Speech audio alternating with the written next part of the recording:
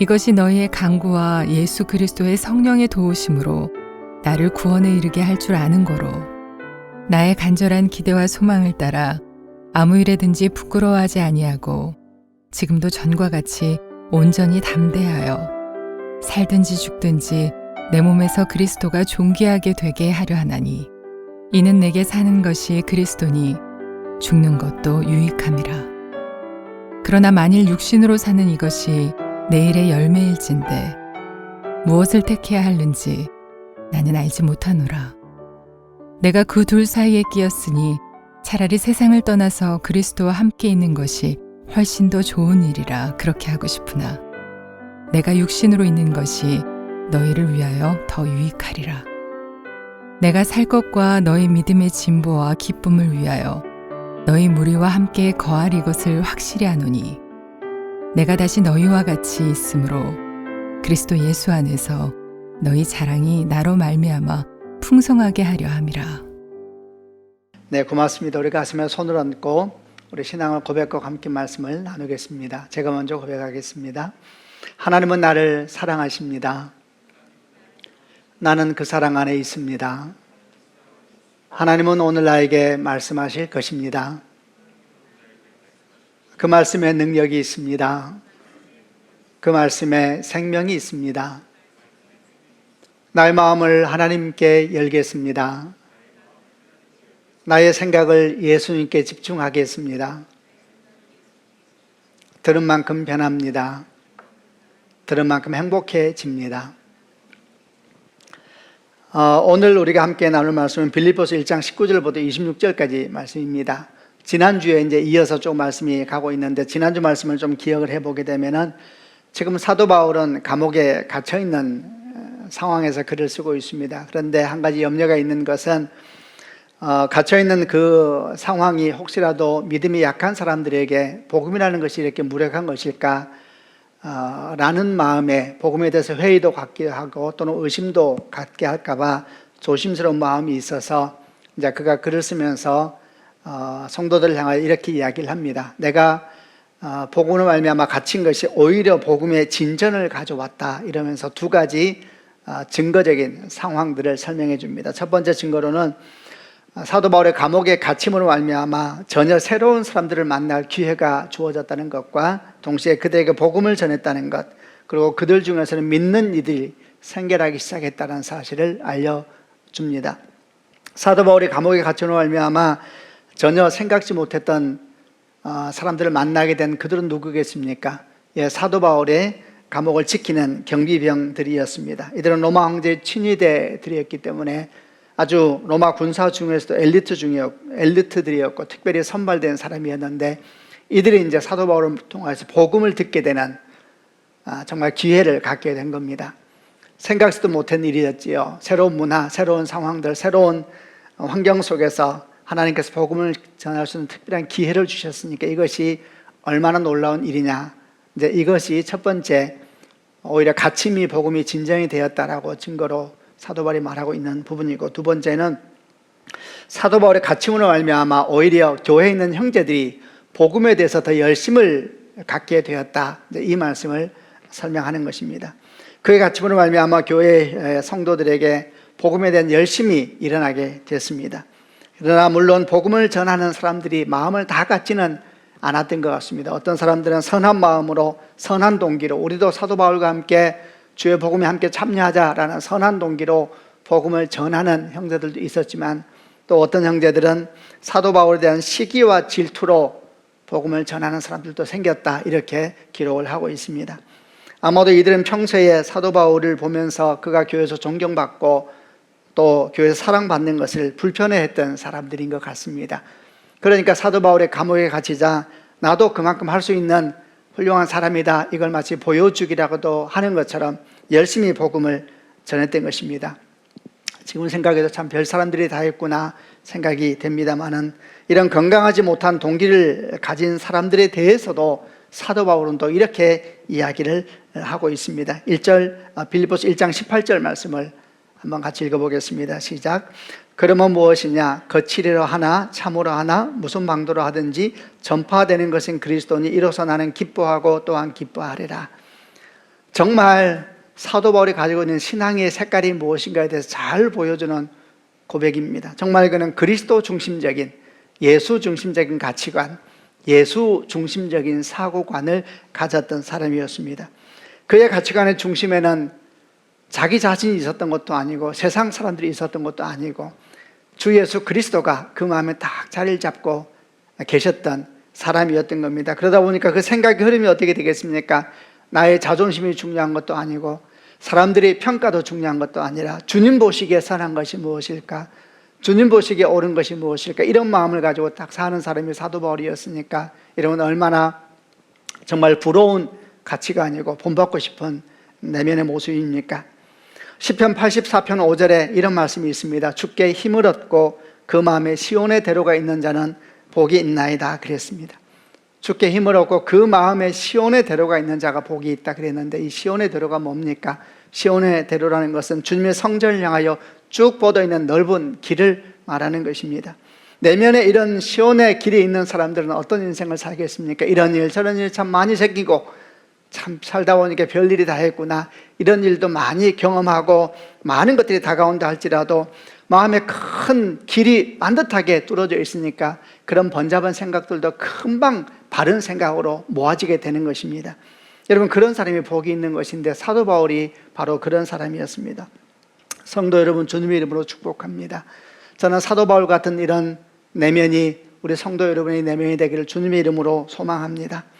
세상이 여러분 얼마나 복잡합니까? 정말 진리가 무엇이고 내가 어떻게 살아야 되는가에 대해서 길을 잃어버리는 것 같은 그런 시간을 살고 있지 않습니까? 정말 수많은 정보들이, 수많은 이야기들이, 소식들이 우리 마음에 들어옵니다. 과연 우리는 무엇을 선택하고 어떻게 걸어가야 될 것인가에 대해서 혼란스러운 때를 살고 있습니다. 그러나 그 마음에 시온의 대로가 있는 사람, 그 마음에 사도 바울처럼 예수 그리스도가 딱 중심에 있는 사람은 염려할 것이 없는 것입니다. 많은 번잡한 생각이 잠시 일어날지라도 마음에 시온의 대로가 딱 있으니까 또 그 중심에 예수께서 딱 계시니까 그 번잡한 생각도 금방 정돈되어지면서 사람이 복잡하지 않고 인생이 복잡하지 않고 깨끗하고 단정한 삶을 살 수 있게 되는 것입니다. 그러니까 우리 성도 여러분의 삶이 저도 그러하고 여러분도 그러하고 그 마음에 시온에 데려가 있는 삶이 되어야 되는 것이고 예수께서 딱 중심에 계셔서 세상의 수많은 생각들에 흔들리지 아니하고 견고하게 걸어갈 수 있는 주의 복된 성도들이 되기를 주님의 이름으로 축원드리는 것입니다.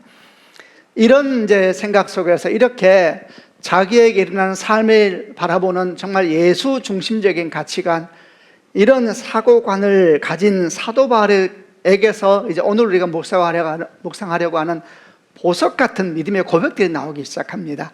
오늘 저희가 19절부터 26절을 보면서 그 중에 정말 보석 같은 사도 바울의 신앙의 고백 한 3가지를 하나하나 보면서 묵상해보고 우리에게 주시는 주의 음성을 함께 들어보려고 합니다.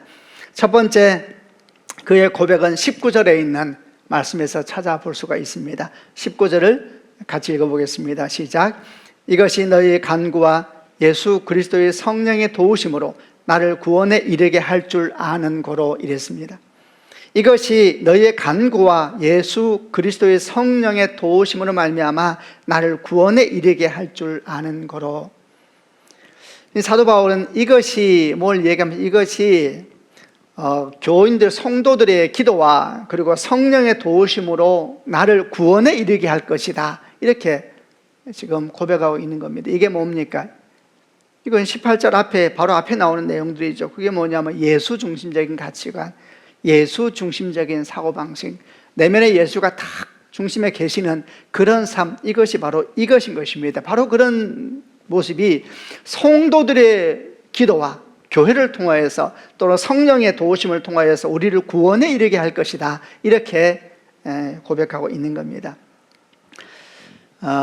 구원이라는 것은 뭡니까? 구원의 시작은 십자가에서 우리 주 예수께서 우리 죄를 위해서 못 박혀 죽으시고 우리가 그 십자가를 믿고 받아들일 때 구원은 시작된 것입니다. 그래서 이미 우리 안에 구원의 역사는 시작되었습니다. 아멘이죠. 그러나 여러분, 구원은 완성된 것은 아닙니다. 마치 우리는 십자가에서 막 태어난 어린아이와 같다, 이렇게 생각하면 됩니다. 그래서 성경은 거듭났다, 이렇게 표현하고 있는 것입니다. 십자가에서 막 태어난 사람은 어떻게 살아야 되겠습니까? 건강하게 성장을 해야 되는 것이지요. 그런데 이렇게 건강한 성장에 있어서 아주 중요한 것이 사도 바울이 말한 이것이라는 것입니다. 그게 뭡니까? 예수 중심적인 가치관. 그것이 아주 중요한 것입니다. 그래서 사도 바울은 말하기를 이런 가치관이 중심이 되어 있을 때에 교회 공동체가 또 성령의 도우심에 거기에 하나 되면서 거듭난 우리가 구원에 이르게 되는, 구원을 완성해 가게 되는, 구원은 이미 시작되었지만 완성된 것이 아니기 때문에 그 구원의 완성을 향해서 나아가는, 에베소 4장 13절 말씀을 빌리자면 4장 13절에 이런 말씀이 있습니다. 우리가 다 하나님의 아들을 믿는 것과 아는 일에 하나가 되어 온전한 사람을 이루어 그리스도의 장성한 분량에 충만한 데까지 이르리니, 이랬습니다. 태어나서 그리스도의 장성한 분량에 충만한 데까지 이르기 위한 이 여정, 이 성장 과정이 아주 중요한 뼈대가 예수 중심의 사고방식, 예수 중심의 가치관이라는 것입니다.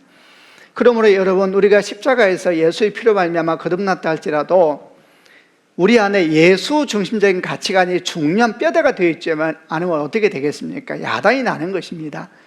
우리가 예수를 믿으면서 교회를 열심히 다니고 또 성령의 인도를 받으면서 이렇게 산다 할지라도 중심의 뼈대가 견고하지 않으니까 성장하면 성장할수록 사람이 어떻게 되겠습니까? 영적으로 이상해지는 것입니다. 거듭났는데 그러면 성장하게 되잖아요. 교회를 다니게 되고 말씀도 배우게 되고 기도도 함께 하게 되고 이러면서 이제 신앙의 연륜이 더해가면 건강한 성장이 돼야 됩니다. 건강한 성장이. 사람이 점점 예수님을 닮아가야 되고 건강해져야 되는데 신앙의 연륜이 더해지는데 이상하게 변해가는 것입니다. 그 왜 그러냐 하면은 뼈대가 삐뚤어져 있든지 뼈대가 잘못된 것입니다.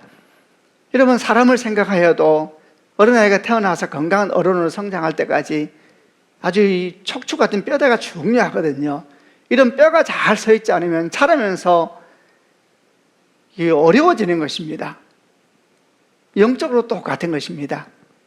우리가 주 예수로 말미암아 거듭났다 할지라도 예수 중심적으로 사고하는 것이 훈련이 안 된 사람, 예수 중심적으로 살아가는 것이 훈련이 안 된 사람은 신앙이 열린이 쌓여가긴 하는데, 그래서 교회에서 직분도 받을 수 있고 또 여러 가지 봉사도 할 수 있고 이렇게 할 수도 있겠지요. 그런데 그것이 더해가면서 그의 삶이 나이가 들고 더해가면서 아름다워지고 복된 것이 아니라 이상하여지고, 그러면서 주변 사람이 생각하는 것이죠. 저렇게 살면 안 되겠다, 이런 이제 신앙이 되고 마는 것입니다. 여러분, 그런 일이 결코 없어야 될 것입니다. 여러분, 또 주님의 이름으로 축복합니다. 저는 서울드림교회 성도들이 정말 예수 중심의 가치관으로 굳게 서는 한 사람 한 사람이 되기를 주님의 이름으로 축원합니다. 그래서 신앙의 횟수가 더해갈수록 더 아름답고 더 본이 되고 더 향기가 나는 그런 성도가 되기를 바라는 겁니다. 우리가 항상 잊지 말아야 될 것은 신앙의 연수가 신앙의 아름다움을 보장하는 것이 아닙니다. 처음에는 아름다웠다가 이상하게 반응한 사람이 얼마나 많습니까? 우리가 이것을 경계하기 위해서 오늘 말씀을 잘 기억해야 되는 것입니다. 예수 중심적인 가치관, 내면에 시온의 대로가 있는 사람. 여러분, 그런 길은 하루아침에 만들어지는 것이 아닙니다. 길을 뚫고 만드는 것은 성령께서 도우시지만 동시에 우리가 거룩한 동력자가 되어서 내면의 길을 만들어 가야 됩니다. 선한 생각을 많이 하고 선한 묵상을 많이 하고 그리고 선한 행동을 많이 하고 무엇보다 그 중심에 예수 중심적인 생각을 계속 가지게 되면 우리는 점점 더 사도 바울의 고백처럼 구원이 이루어지는, 예수의 장성한 분량에 이르게 되는, 시작된 구원이 완성되어지는 그런 아름다운 성장의 여정을 걸어가게 될 것입니다. 두 번째, 또 사도 바울이 고백하는 아름다운 믿음의 고백은 20절에 나옵니다. 20절을 같이 읽어보겠습니다. 시작. 나의 간절한 기대와 소망을 따라 아무 일에든지 부끄러워하지 아니하고 지금도 전과 같이 온전히 담대하여 살든지 죽든지 내 몸에서 그리스도가 존귀하게 되게 하려 하나니, 나의 간절한 기대와 소망을 따라 아무 일에든지 부끄러워하지 아니하고 지금도 전과 같이 온전히 담대하여 살든지 죽든지 내 몸에서 그리스도가 존귀하게 되게 하려 하나니, 이랬습니다. 지금 사도 바울이 간절히 소망하고 기대하는 것을 한마디로 말하면 죽든지 살든지 내 몸에서, 사도 바울의 몸에서 그리스도가 존귀하게 되시는 겁니다, 이렇게 고백하고 있는 겁니다. 내 몸에서 그리스도가 존귀하게 된다라는 말이 무슨 뜻이겠습니까? 우선 이를 문자적으로 보게 되면은 이 그리스도가 존귀하게 된다, 이 존귀하게 된다는 말로 번역되어 있는 헬라어가 여러 뜻이 있습니다. 예를 들면 이런 뜻이 있습니다. 높아진다. 그러니까 내 삶에서, 내 몸이라고 말하는 것은 아주 구체적인 것이지요. 몸은 눈에 보이는 것입니다. 그러니까 주님이 존귀하게 된다는 것이 추상적인 언어가 아닙니다. 그냥 종교적인 어떤 표현이 아니라 자기 삶에서, 자기 인생에서, 일상에서, 자기 호흡, 걸음마다에서 실제로 삶의 곳곳에서 예수께서 존귀하게 되길 원한다는 표현인 것이지요. 근데 그 존귀하다는 말의 표현이 우선은 높아진다. 그러니까 주님께서 내 삶에서 정말 존귀하게 되길, 높아지길 원합니다. 이런 뜻이 있는 것이고, 또 하나는 풍성하여진다. 이런 뜻이 있습니다. 주님께서 내 삶에서 풍성하여지시길 원합니다. 그리고 또 하나의 뜻이 확장되어 간다. 이런 뜻이 있습니다. 아주 비슷한 것이죠. 확장되어 간다. 이건 또 무슨 뜻이겠습니까? 주님께서 내 삶의 구석구석에서, 내 삶의 실제적인 자리 하나하나의 자리에서 점점 주님이 확장되어 가시고 풍성하여지기를 원한다는 것입니다. 여러분, 날마다 주님의 통치가 내 삶에서 그 영역을 넓혀가는 것입니다. 이것이 존귀하게 되는 것입니다. 아까 제가 말씀드렸다시피 무슨 종교적인 언어로 이렇게 설명을 넘어가 버리면 안 됩니다. 이것은 아주 실제적인 표현을 하는 것입니다. 내 몸에서, 내 삶에서, 눈에 보이는 내 삶의 자리에서 주님의 통치가 날마다 확장돼 가길 원합니다. 이렇게 지금 말하고 있는 것입니다. 내 삶의 자리에서, 여러분 삶의 내면에 얼마나 많은 자리들이 있습니까? 우리 삶에는 많은 영역들이 있습니다. 이 세상만 정치, 경제, 사회, 문화 이렇게 영역이 나눠지는 것이 아니라 생각해 보면 내 내면에도, 내 삶에도 정치, 경제, 사회, 문화, 가정, 직장, 건강, 재정, 자녀 이런 여러 영역들, 여러 삶의 영역들이 있지 않습니까? 이런 수많은 삶의 자리에서 영적 전쟁이 사실 일어나는 것입니다. 그리고 궁극적으로 이 영적 전쟁은 어떻게 되어야 되냐면 그 모든 영역의 주인 되시는 분이 예수님으로 바꿔가야 되는 것이지요. 여러분, 이렇게 바뀌어져 가는 과정이 더해 갈수록, 더 확장되어 가고 통치가 넓어져 갈수록 주님은 내 몸에서 존귀하게 돼 가시는 것입니다. 이전에는 우리 삶에 있던 아까 제가 말씀드린 여러 가지 영역들 가운데서 정치, 경제, 사회, 문화, 돈 문제, 관계 문제, 자녀 문제, 가정 문제 이런 모든 관계 가운데서 여러 가지 깃발이 서 있었습니다. 이 영역은 이 깃발, 저 영역은 저 깃발, 그 깃발은 그 영역의 주인이 누군가를 표현해 주는 것입니다. 그런데 우리가 예수님을 만나서 예수와 함께 쭉 걸어가며 성장하다 보니까 점점 더 이전의 깃발들은 사라지기 시작하고 그 깃발에, 그 영역마다 새로운 깃발이 다 세워지는 걸 상상해 보시길 바랍니다. 그 깃발은 어떻게 적혀 있는가? 예수께서 주인이시다, 예수께서 통치자이시다, 예수께서 다스리신다. 이러면서 우리 삶의 영역마다 얼마나 내면이 많은 영역이 있습니까? 그 영역마다 예수의 주님 되시는 깃발이 하나하나 꽂혀가는 상상을 해보시길 바랍니다. 이런 깃발이 하나하나 꽂혀가면서 주의 통치가 넓어지면 넓어질수록 그 사람 삶에서는 예수께서 존귀하게 되어 가신 일이 생기고 있는 것입니다. 주일만 성도였던 썬데이 크리스찬이 있습니다. 이런 사람들이 매일 매 순간이 성도가 되는 것입니다. 리얼 크리스찬이 되는 것, 진짜 크리스찬이 되는 것입니다. 자녀 문제에 대해서는 주님도 그저 도우미에 불과한 것처럼 행동하는 그런 사람들이 언제부터인가 자녀를 향하여 진심으로 주께 기도하는 것입니다. 하나님, 당신의 자녀입니다. 당신의 아들이고 당신의 딸입니다. 그러므로 참으로 주님의 뜻이 이루어지길 원합니다. 여러분, 이것이 이제 그 영역에 하나님의 깃발이 높이 세워지는 일이 아니겠습니까? 돈 문제만 나오면은 온갖 논리로 지갑을 닫았던 사람들이 언제부터인가 내 돈이 아닙니다, 나는 맡은 청지기에 불과할 뿐입니다, 내 것이 아닙니다, 주님 것입니다 이러면서 자기 지갑의 주권을 하나님께 내어드리는 일이 생기는 것이면 거기에 또 높은 하나님이 예수께서 주인이시라는 깃발이 또 펄럭이기 시작하는 것입니다. 하나하나 해가는 것이죠. 우리나라에서는 정치 이야기만 나오면은 주님도 없다 그럽니다. 그런데 또 언제부터인가 서로의 정치적인 견해가 다르고 사회적인 견해가 다름에도 불구하고 그리스도의 마음으로 사랑을 보기 시작하고 그리스도의 마음으로 사랑하기 시작하고 그리스도의 마음으로 섬기기 시작하고 그동안 우리가 주인 삼았던 것보다 더 크신 분이 그 영역에 다 오시는 것입니다. 그러면 이전의 깃발은 뽑혀지고 예수께서 주인이시라는 깃발이 다 그 정치 영역에 높이 펄려져지는 것입니다. 여러분, 이것이 내 몸에서 그리스도가 종깃게 된다라는 말을 의미하는 것입니다. 여러분, 또 주님의 이름으로 축복합니다. 성도 여러분, 우리 모든 삶의 한 자리 한 자리가 수상적인 것이 아니라고 했습니다. 몸에서 참으로 그리스도가 존귀하게 되는 축복이 있기를 주님의 이름으로 축원합니다. 한 걸음 한 걸음 주의 영역에 확장돼가는 거룩한 꿈을 꾸셔야 됩니다. 여러분, 주님이 존귀하게 된다는 것은 완성된 것이 아닙니다. 예수의 십자가에서 시작되는 것입니다. 점점 더 그분이 크신 분이 되고 존귀한 분이 되어가면서, 그래서 아까 처음 나누었던 그리스도의 장성한 분량에 이르게 되면은, 우리 내면 우리가 묵상해보고 주님을 보시면 모든 영역마다 예수의 깃발이 펄럭이고 있고 예수의 영광이 나타나고 있고, 그 곳곳마다 예수의 한 영광의 예배가 막 드려지고 있고, 가정에서, 직장에서, 자녀에서, 결혼 문제에서, 돈 문제에서, 모든 공간에서 영광이 막 나타나고, 여러분, 그런 축복이 우리 가운데 있기를 소망하지 않겠습니까? C.S. 루이스가 한 말이 생각이 났습니다. 그리스도인들이 다른 모든 사람들보다 더 도덕적일 수는 없을 것이다. 그러나 최소한 그리스도인은 어제의 자신보다는 오늘 조금 더 달라져 있어야 된다 그랬습니다. 최소한 어제의 자신보다는 오늘은 나은 사람이 되어 있어야 된다 그랬죠. 오늘 말씀을 묵상하면은 하나님의 통치 영역이 어제보다는 오늘 좀 넓어져야 되는 것이죠. 그게 그리스도인이 아니겠습니까? 그리스도인으로서 우리가 가져야 될 최소한의 영적 기준은 무엇이어야 될까?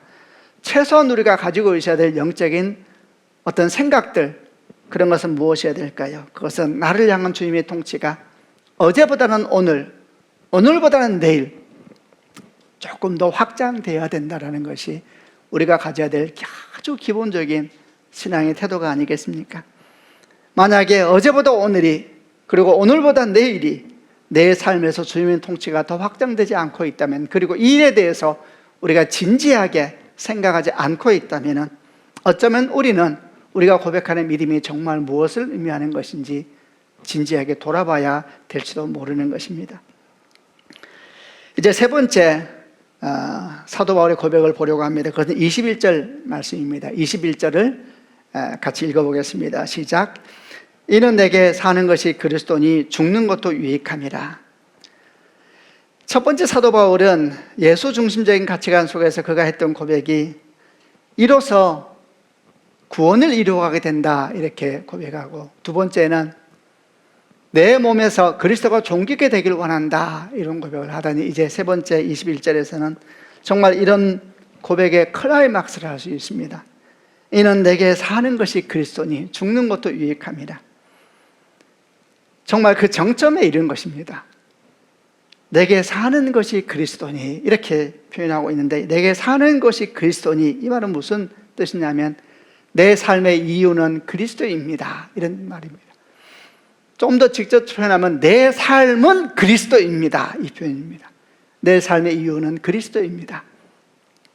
지금 사도 바울은 빌립보 성도들에게, 그리고 성령 안에서 긴 시간을 뛰어넘어서 저와 여러분에게 자신의 삶의 이유를 명확하게 말하고 있는 것입니다. 내 삶의 이유는 그리스도입니다. 내가 사는 이유는 그리스도를 위해서입니다. 내 삶은 그리스도입니다. 이렇게 여러분 고백하고 있습니다. 여러분, 이 고백, 이 사도 바울의 고백을 들으면서 어떤 마음이 드십니까?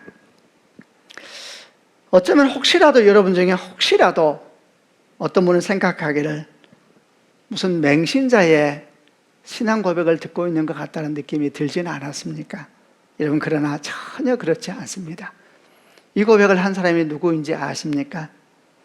여러분, 이 고백을 한 사람은 자신이 무엇을 믿는지도 모르면서 그저 믿는다 말하는 맹신자가 아닙니다. 역사상 가장 놀라운 지성과 영성이 함께 있었던 사람으로 인정받고 있는 사람 중에 한 명인 사도 바울, 그가 말한 것처럼 히브리인 중에 히브리인이요 바리새인 중에 바리새인이요, 그가 율법으로 말하면 아무런 힘이 없다 할 만큼 그의 삶이 단정했던 사람, 예수님을 위하여 그리고 많은 사람을 위하여 자기 생명까지도 기꺼이 드렸던 한 사람, 여러분 사도 바울이 하는 고백인 겁니다. 이미 이 사도 바울은 우리가 보았던 조금 앞전에 20절에서 이런 말을 했었습니다. 살든지 죽든지 내 몸에서 그리스도가 존귀하게 되려 하나니, 이런 고백을 했다가 지금 21절에 와서는 내 삶의 이유는 예수 그리스도입니다. 그러므로 나는 예수님을 위해서라면 죽는 것도 두렵지 않습니다. 이렇게 다시 반복해서 분명하게 말하고 있는 겁니다. 이 말에 대해서 20세기 위대한 설교자 중에 한 사람이었던 마틴 로이드 존스 목사는 이렇게 말했습니다. 이 말은 우리 주와 구주 되신 예수 그리스도의 위대한 사도가 한 말 중에서 가장 숭고하고도 중대한 말씀이다 이랬습니다. 우리 주와 구주 되신 예수 그리스도의 위대한 사도 바울이 얼마나 위대합니까 여러분? 그가 한 말 중에서도 가장 숭고하고 중대한 말씀이다. 더 나아가서 이렇게 더 붙였습니다. 이런 구절을 온당하지 못한 태도로 대하는 것은 거의 그것은 신성모독에 가까운 것이라 할 것이다 이랬습니다. 대단히 놀라운 표현으로 이 사도 바울의 말을 받고 있습니다. 성도 여러분, 다시 한번 열린 마음과 진지한 마음으로 사도 바울의 고백을 들어보시길 바랍니다. 내 삶은 예수 그리스도입니다. 내 삶의 이유는 예수 그리스도입니다. 나는 예수를 위해 살고 예수를 위해 죽습니다. 나는 예수를 위해 호흡하고 있습니다. 나는 예수를 위해서 오늘도 밥을 먹었고 나는 예수를 위해서 오늘도 잠을 잘 겁니다. 나는 예수를 위해서 오늘도 살아가고 있습니다. 이런 사도 바울의 위대한 고백을 듣고 묵상을 하다 보면 우리에게 여러 가지 질문들이 옵니다. 아마도 그 중에 한 가지는 도대체 삶은 무엇인가? 그리고 내 삶은 지금 어디에 서 있는가? 이렇게 우리 주 앞에서 이렇게 아름다웠고 숭고하였던 이 노 사도의 믿음의 고백을 보면서 내 삶은 도대체 무엇인가? 이런 질문을 안 할 수가 없었습니다. 도대체 삶이란 무엇입니까 여러분? 그리고 우리는 왜 사는 것이며 어떻게 사는 것이 잘 사는 것이라고 할 수 있겠습니까? 우리는 매일 매 순간 지금 이 순간에도 더 잘 살기 위해서, 더 행복하게 살기 위해서, 더 보람있게 살기 위해서 삶을 걱정하고 삶을 고민하고 그리고 온갖 지적인 활동과 삶을 살면서 하루하루 걸어가고 있지 않습니까? 그런데 도대체 그 삶은 도대체 무엇입니까? 어떻게 사는 것이 잘 사는 것입니까? 어떻게 살아야지 삶의 의미를 발견할 수 있는 것입니까?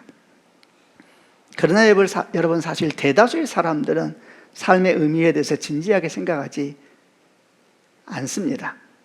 아마도 대부분의 사람들 마음속에는 삶이란 그저 주어졌으니까 사는 것이지 라는 어떤 면에서는 냉소적이며 회의적이고 또 어떤 면에서는 아주 운명론적인 그런 마음이 가득한 것은 아닌가 싶습니다. 1859년 발간된 이래로 지금까지도 생물학에서 가장 중요한 책으로 인정받고 있고 생물학의 가장 기초가 되는 책이라고 인정받고 있는 다윈의 종의 기원 이래로 이 땅을 가득 덮고 있는 진화론적인 사고는 사람들 마음 가운데 언제부턴가 아주 자연스럽고 그리고 광범위하게 삶은 그저 어쩌다 주어진 것이다 라는 생각을 남겨놓고 있는 것 같습니다. 그러나 이렇게 삶에 대해서 무의미하고 진지하지 못한 태도는 결국 어디로 가게 되었습니까? 결국 이렇게 무의미하고 진지하지 못한 태도는 삶이라는 것은 눈에 보이는 것과 귀에 들리는 것 그리고 손에 잡히는 것만이 중요하다. 결국 그를 위해 사는 것이다. 그를 위해 사는 것이 최선의 삶이다라고 하는 너무나 위험하고 그리고 조심스러운 가치관까지 오게 한 것이 아니겠습니까? 네가 원하는 것을 하며 살아라. 네 감정에 충실해라. 보이는 것이 모든 것이다. 가장 너다운 것이 가장 아름다운 것이다. 여러분 이런 말들을 들을 때면 정말 가슴이 설레이지 않습니까?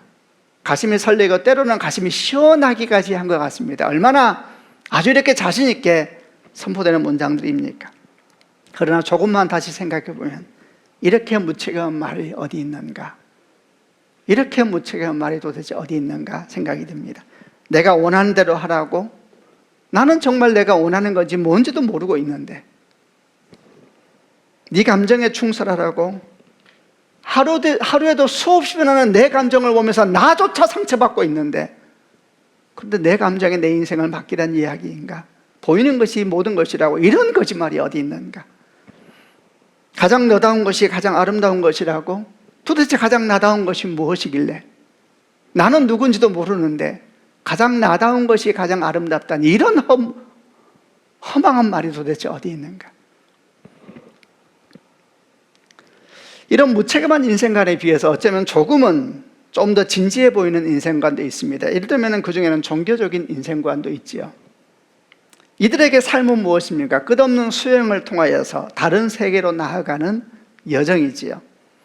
이들의 삶에서 중요한 것은 종교적 의무를 아주 신실하게 이행해 가는 것입니다. 그래서 이들은 대단히 윤리적으로 보이고 또 현실을 초월해 있는 그런 사람처럼 보이기도 합니다. 이런 인생관만이 아니죠. 아주 다양한 인생에 대한 해답들을 가지고 사람들은 말을 합니다. 인본주의적 인생관, 쾌락주의적 인생관, 운명론적 인생관, 그 외에도 여러분 얼마나 많은 인생에 대한 설명이 있습니까? 그러나 오늘 사도 바울은 전혀 다른 고백을 던지고 있습니다. 사도 바울은 말합니다. 내 삶은 그리스도입니다. 나는 그리스도를 위해서 삽니다. 내가 기뻐하는 것도 내가 슬퍼하는 것도 내가 아픈 것도 내가 건강한 것도 나는 주님을 위해서 삽니다. 여러분은 어떤 인생관을 갖고 사십니까? 저는 사도 바울 이 인생관을 들으면서 뭔가 설명할 수 없는 경건함, 그리고 뭔가 설명할 수 없는 사모함이 만나는 그런 이어짐 같은 것을 느끼게 됩니다. 우리가 감히 사도 바울처럼 이렇게 용감하게 말은 못해도 우리가 소망하는 것이 아닙니까? 우리의 소망 되시고 진리 되시는 예수 그리스도, 여러분 그분이 내 삶이 될 수만 있다면 여러분 얼마나 삶은 아름답겠습니까? 그분은 길이요 진리요 생명이십니다. 그분은 빛이십니다. 그분은 진리 자체이십니다. 그분이 우리 삶이 될 수만 있다면 얼마나 아름답겠습니까? 내 삶은 그리스도입니다. 나는 주 예수를 위해서 삽니다. 라는 이 신앙의 고백을 한 두 가지로 묵상을 해보았습니다. 첫 번째, 이 의미는 예수 그리스도가 없다면 삶의 의미는 찾을 수 없다라는 의미입니다. 여러분, 예수 그리스도가 없다면 삶의 의미는 찾을 수 없습니다. 요한복음 4장에 있는 야곱의 우물가의 여인 이야기를 여러분은 기억하실 것입니다. 여인은 남편이 6명이나 있었던 여인이었죠. 무슨 이유인지는 몰라도 아주 불쌍한 여인이고 천대받은 여인이었던 것은 분명합니다. 그렇기 때문에 사람들이 아무도 없는 무더운 한낮에 물을 깃기 위해서 우물가에 온 것이겠지요. 그런데 그 시간 바로 그 자리에서 예수님을 만나게 됩니다. 얼마나 감동스러운 장면입니까? 이 여인이 수치의 한가운데, 부끄러움의 한가운데 주님이 딱 앉아 계시는 모습이 복음입니다. 이것이. 거기에 주님이 딱 와서 앉아 계셨습니다. 이분이 여러분과 저의 주님이십니다. 이 일로 말미암아 여인은 예수님을 인격적으로 만나게 되었고 그녀의 인생은 극적으로 변화됩니다. 그녀는 물동이를 버려두고 피해서 다니던 마을 사람들에게 뛰쳐가지 않았습니까? 그리고 외쳤습니다. 내게 대해 말해준, 내 인생에 대해서 말해준, 내 삶에 대해서 말해준 이 사람을 와서 보십시오. 이 사람이 그리스도가 아닙니까? 이런 장면이 요한복음 4장에서 펼쳐지고 있는 것을 아실 것입니다. 여러분 잠깐 한번 생각해 보시길 바랍니다. 이 사건이 지나고 난 뒤를 한번 생각해 보겠습니다. 이제 주님은 다시 사역을 떠나시고 이 여인은 계속 거기 남아서 살아야 됐겠지요. 자, 여인은 다시 이 우물에 물을 뜨러 왔을 것입니다. 먹어야 되니까요. 마셔야 되니까요. 그러나 여러분, 예수님을 만나기 전에 그의 걸음과 예수님을 만난 후에 그 걸음은 완전히 다른 것입니다. 만나기 전에도 그는 그 우물가에 물을 뜨러 갔지만 그때 그의 삶은 아무런 의미가 없었습니다. 그때 삶은 어떤 의미입니까? 살아야 되니까 사는 것입니다. 먹어야 되니까 먹는 것이고, 아침에 눈을 뜨니 호흡을 하고 있네요 또. 그래서 또 일어나서 물 뜨러 가는 것입니다. 여러분, 그것이 예수를 만나기 전에 여인의 인생이었습니다. 여러분, 그것이 대부분의 사람들과 다른 인생의 의미입니까? 그러나 예수를 만나고 난 이후에 그는 완전히 바뀝니다. 똑같이 물을 뜨러 갑니다. 근데 물이 달라졌습니다. 똑같은 우물에 갑니다. 근데 우물이 달라졌습니다. 달라졌지요. 이제는 먹고 살기 위해서 물 뜨는 게 아닙니다. 그 물을 뜰 때에 아마 여인은 예수님을 생각하면서 삶은 얼마나 아름다운가, 삶은 얼마나 놀라운가, 나를 향한 주의 뜻은 무엇일까? 그의 인생이 변한 것입니다. 여러분, 똑같은 삶의 자리에 있어도 예수를 만나면 다 다르게 보입니다. 성도 여러분, 반드시 이런 일이 있어야 되는 것입니다. 똑같은 삶을 똑같이 사는데 왜 이렇게 햇살이 아름다운지, 왜 이렇게 인생은 살만한지, 똑같이 어렵고 그런데 왜 이렇게 하나님을 향한 마음이 뜨겁게 일어나는지, 여러분 그것이 예수로 말미암아 일어난 사건인 것입니다. 요점은 이것입니다. 예수가 없는 삶, 예수가 없는 인생, 예수가 없는 가정, 예수가 없는 돈, 예수가 없는 직업, 예수가 없는 비전, 예수가 없는 그 어떤 것에서도 결코 삶의 의미는 찾을 수 없습니다. 어떻게 사면 주어져서 사는 것입니다. 있는 돈 쓰고 사는 것입니다. 여러분, 예수 없으면 삶의 의미는 없는 것입니다.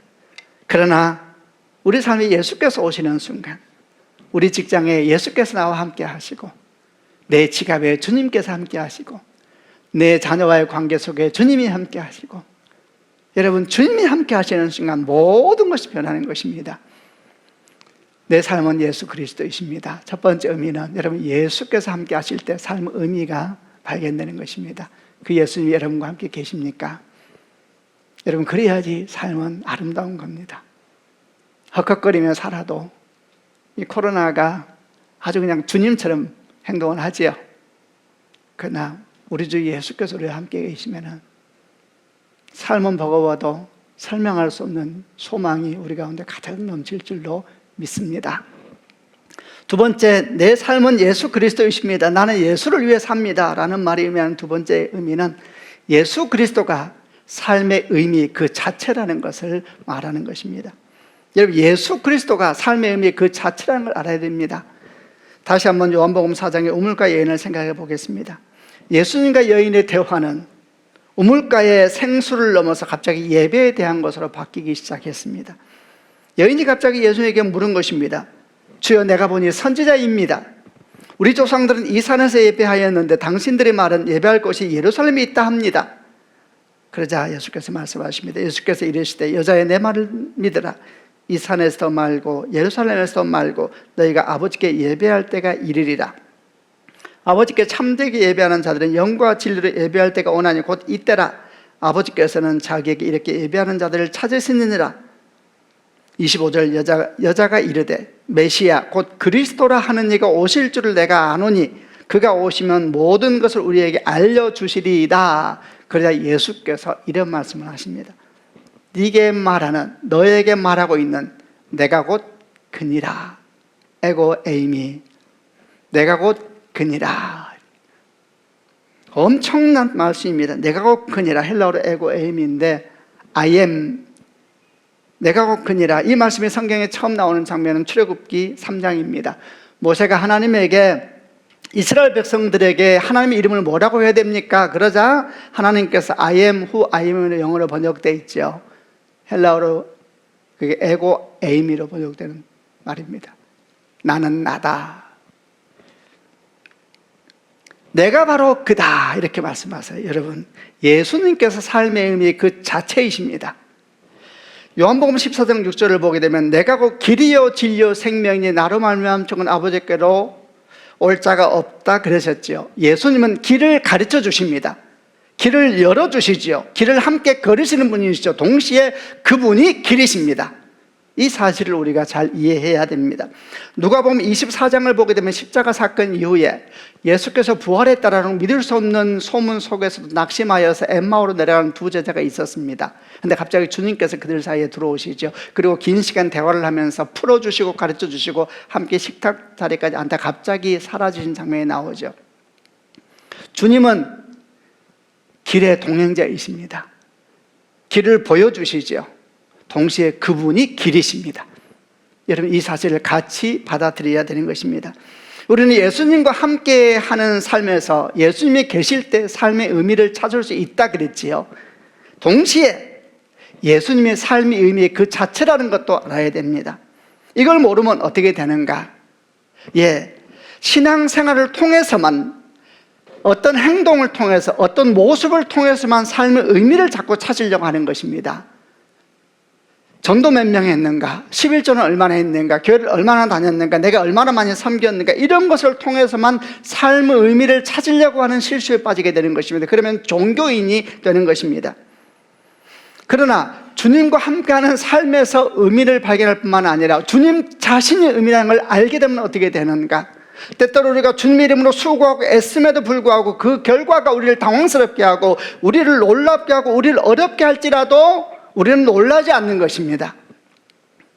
우리가 했던 어떤 노력들이 우리에게 합당한 열매를 주지 않는 것처럼 보일지라도 그래도 놀라지 않는 것입니다. 왜냐하면 그 행동 자체가 이미 의미이기 때문입니다. 왜냐하면 그 자체가 예수님을 향한 우리 반응이기 때문에 어떤 열매 관계없이 그분이 우리 삶의 가치이기 때문에 그 자체가 이미 의미가 있는 것입니다. 이걸 모르니까 수고하고 애쓰고 난 다음에 열매가 없고 사람들이 알아주지 않고 하면 사람들이 시험에 들고 어려움에 빠지게 되는 것이죠. 이걸 모르니까 종교적인 열심에 기대가지고 자기 신앙을 자랑하려고 하는 이상한 신앙인들도 생기게 되는 것입니다. 여러분, 그분이 우리의 삶입니다. 그분이 함께할 때 삶은 의미를 발견하게 되고 동시에 더 나아가서 그분이 삶의 의미입니다. 아멘이시죠? 여러분, 그분이 삶의 의미입니다. 그래서 우리가 이걸 붙잡고 많이 기도도 하고 묵상을 해야 됩니다. 이게 우리 마음 가운데 믿음을 딱 자리 잡게 되면은, 그리고 사도 바울이 우리가 감히 그렇게 말하기를 어렵게 해서 그런 믿음으로 주여 내가 이 고백에 함께하기를 원합니다. 내 삶은 바로 그리스도이십니다. 내 삶은 주님이십니다. 내가 주님을 소업합니다. 이런 믿음이 내 안에 점점 자리 잡게 되면은 환경이 못 흔듭니다. 상황이 우리를 못 흔듭니다. 상황은 나빠져도 마음 가운데 주께서 주시는 기쁨은 사라지지가 않는 것입니다. 여러분, 그것이 주님을 위하는 삶, 주님께서 내 삶에 대해서는 삶을 주는 영광의 은혜가 아니겠습니까?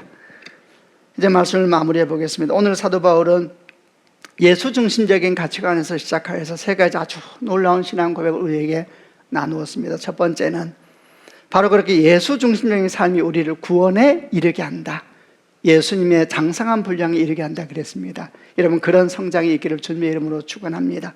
두 번째는 바로 그런 마음이 내 몸에서 그리스도가 존귀케 되기를 원한다고 하는 삶의 소망으로 걸어가게 하는 것입니다. 영역마다 주의 깃발에 높이 휘날리는 거룩한 꿈을 꾸시길 바랍니다. 여러분, 그것이 예수 중심적인 삶에서 또 우리에게 흘러나오는 열매들인 것입니다. 마지막으로 그 클라이막스는 이는 내게 사는 것이 그리스도니 죽는 것도 유익함이라. 내 삶은 그리스도입니다. 주님을 위해서 삽니다. 주님을 위해서 힘을 씁니다. 주님을 위해서 지금도 살고 있고 주님이 나의 호흡이시고 내 삶의 가치이시고 주님만이 내 삶의 방향이십니다. 이렇게 고백함으로써 오늘 본문을 마무리하고 있습니다. 여러분, 이 고백이 오늘 여러분을 만져주신 축복이 있길 바랍니다. 이 믿음의 고백은 우리 가운데도 정말 성령의 은혜로 말미암아 정말 꽃 피어나는 그런 축복도 있기를 주님의 이름으로 축원합니다. 기도하십시다. 한번 가슴에 손을 얹어 보시길 바랍니다. 오늘 말씀 가운데서 여러분 붙잡기 원하는 말씀 하나를 다 한번 붙잡으시길 바랍니다.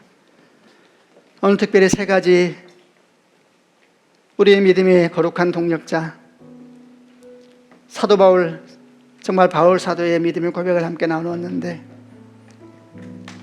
이 믿음의 고백 가운데 여러분 가운데 가장 들어오는 말씀이 먼저 딱 붙잡으시길 바랍니다. 하나님은 이 말씀을 내 마음에 심습니다. 이 말씀이 내 마음 가운데 심겨져서 내 마음속에서 뿌리내리게 하여 주시고 그저 스쳐 지나가고 듣고 지나가는 말씀이 아니라 내 삶에서 운행하는 생명의 말씀이 되기를 원하나이다. 오 주여, 이 말씀을 내 마음 가운데 내가 받아들여오니 운행하여 주시고 역사하여 주시고 선한 열매를 맺기까지 주께서 인도하여 주옵소서. 함께 우리 가슴에 손을 얹고 주신 말씀을 기억하고 소망을 붙잡으면서 하나님께 기도하겠습니다.